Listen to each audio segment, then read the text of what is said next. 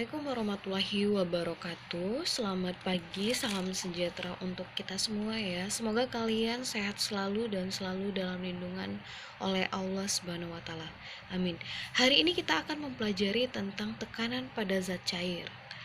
Nah, apa sih tekanan pada zat cair ini? Sebelum kita masuk ke materi, adapun yang Ibu ingin sampaikan, yaitu ada standar kompetensinya, yaitu nanti kita akan memahami peranan usaha, gaya, dan energi dalam kehidupan sehari-hari. Nah, di sini ada kompetensi dasar pada bab tekanan zat cair ini, yaitu kita dapat menyelidiki tekanan pada benda padat, cair, dan gas serta penerapannya dalam kehidupan sehari-hari. Indikatornya yang pertama, dapat mengaplikasikan prinsip bejana berhubungan dalam kehidupan sehari-hari. Yang kedua, mendeskripsikan bejana berhubungan dalam kehidupan sehari-hari. Yang ketiga, mendeskripsikan hukum Pascal dan hukum Archimedes melalui percobaan sederhana serta penerapannya dalam kehidupan sehari-hari.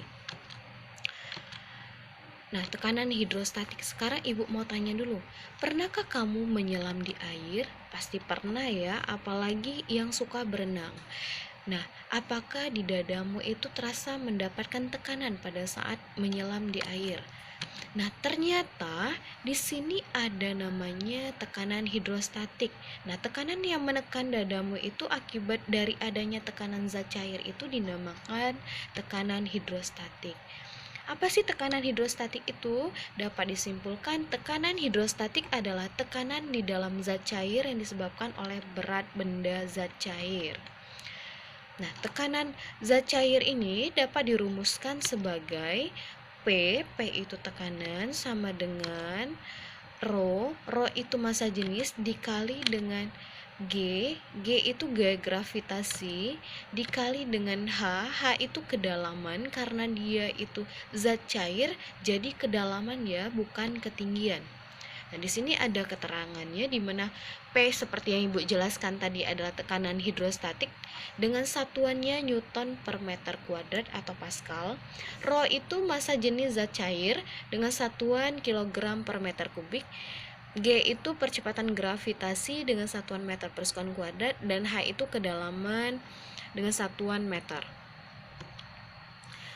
Alat ukur tekanan hidrostatik itu dinamakan alat Hart. Nah, selanjutnya contoh penerapan tekanan hidrostatik tekanan pada zat cair. Yang pertama yaitu bentuk bangunan bendungan air selalu lebih besar bagian bawahnya. Hal ini untuk menahan besarnya tekanan pada bagian bawah. Nah, di situ ada gambar atau simulasi bendungan pada zat cair. Yang kedua yaitu penyelam tradisional pendengarannya sering rusak atau terganggu akibat besarnya tekanan hidrostatik di dasar lautan ya.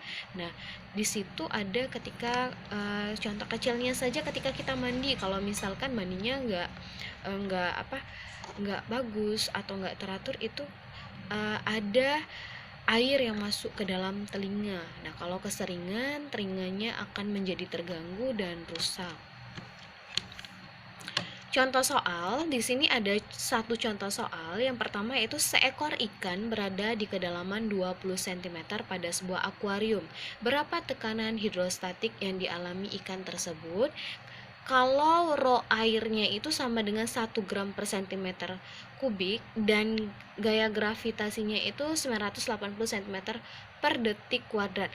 Nah, gaya gravitasi 980 cm per detik kuadrat ini sama dengan 9,8 meter per sekon kuadrat ya. Penyelesaiannya yaitu kita tulis dulu diketahuinya yang pertama itu kedalamannya dengan lambang H sama dengan 20 cm, rho airnya 1 gram per cm kubik, dan gaya gravitasinya 980 meter cm per detik kuadrat. Ditanya tekanan, tinggal masukkan saja rumusnya yang sudah Ibu jelaskan tadi. Caranya itu jawab dimana P tekanan hidrostatik atau tekanan zat cair tadi dengan rumus Rho dikali G dikali H. Tinggal masukkan saja angkanya 1 gram per cm kubik dikali 180 cm per detik kuadrat dikali dengan 20 cm. hasilnya yaitu 19.600 din atau 19.600 Pascal ya. Nah, beberapa keadaan pada tekanan zat cair. Yang pertama yaitu bejana berhubungan. Konsep bejana berhubungan ini, pada bejana berhubungan permukaan zat cair selalu datar walaupun bentuk kerjanya berbeda. Itu ada gambar dari bejana berhubungan, simulasinya. Adapun terapannya pada ceret salang ukur untuk tukang batu, konsep bejana berhubungannya tidak berlaku apabila yang pertama itu diisi oleh zat cair yang berbeda. Yang kedua, tekanan pada bejana tidak sama, misalnya karena ditutup saat pengisian, karena di situ ada udara yang bakalan masuk di dalam wadah tersebut. Yang ketiga, terdapat pipa kapiler. Nah, di sini di ketiga ini tidak berlaku untuk konsep bejana berhubungan. Pada saat bejana berhubungan diisi oleh zat yang berbeda, maka perukurannya tidak akan datar.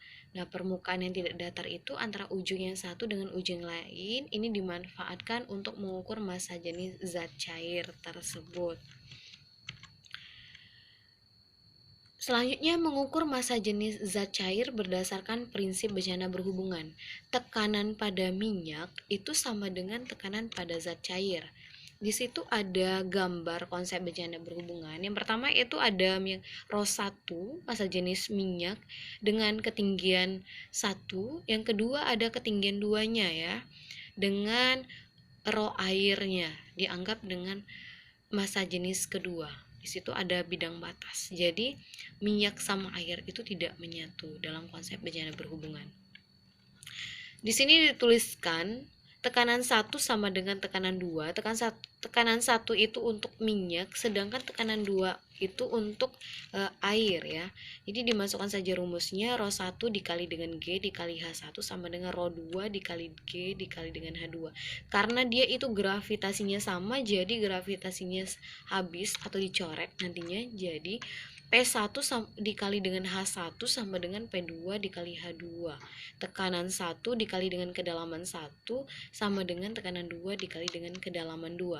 Keterangannya, P1 itu massa jenis zat cair, 1 untuk minyak seperti yang Ibu jelaskan tadi, P2-nya massa jenis zat cair untuk air, sedangkan H1-nya tinggi permukaan zat cair pertama yaitu pada minyak, sedangkan H2-nya tinggi permukaan zat cair kedua untuk air. Hukum Pascal. Nah, hukum Pascal ini kalian pasti pernah melihat atau pernah mencuci mobil dengan orang tua ya. Pernahkah kamu melihat dongkrak mobil pada saat dipakai? Nah, di sini ternyata dongkrak mobil itu mengutamakan konsep hukum Pascal itu. Nah, mengapa dongkrak tersebut dapat mengangkat mobil yang besar dan berat? Kemarin sudah Ibu kasih tugas juga dan kalian sudah menjawabnya. Nah, di sini ada simulasinya juga antara gaya 1 dengan A1. A1 itu luas pada benda 1 dan A2-nya luas pada benda 2 ya. Dapat dirumuskan hukum Pascal itu F1 per A1 sama dengan F2 per A2.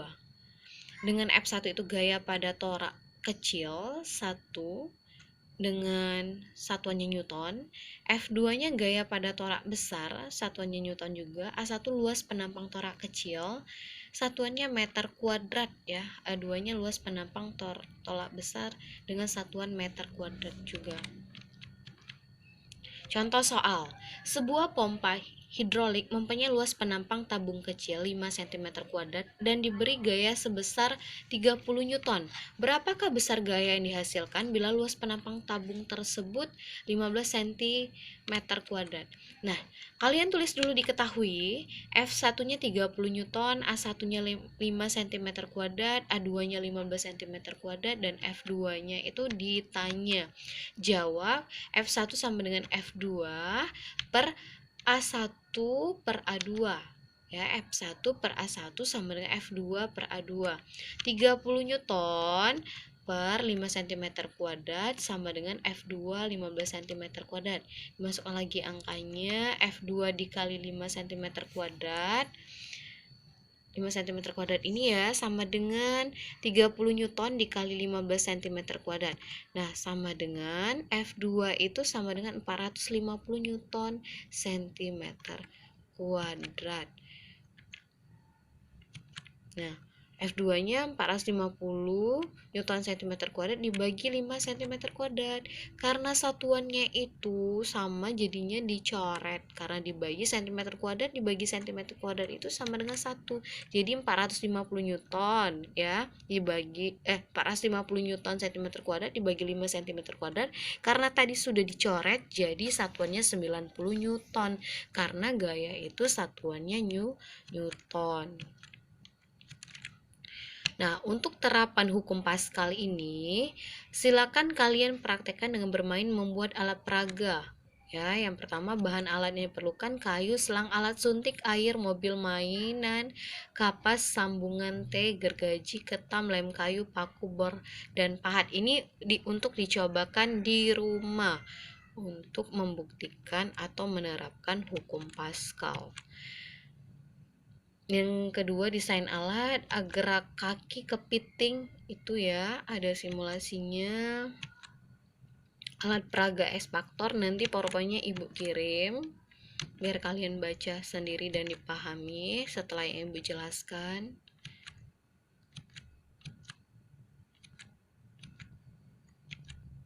Nah, soal untuk pekerjaan rumah di sini nanti dikerjakan di buku latihan ya, langsung dikumpul, difoto sama Ibu. Kalau misalkan buku latihannya ada di sekolah, nanti besok diambil buku latihannya, nanti dikumpul. Itu saja untuk materi hari ini.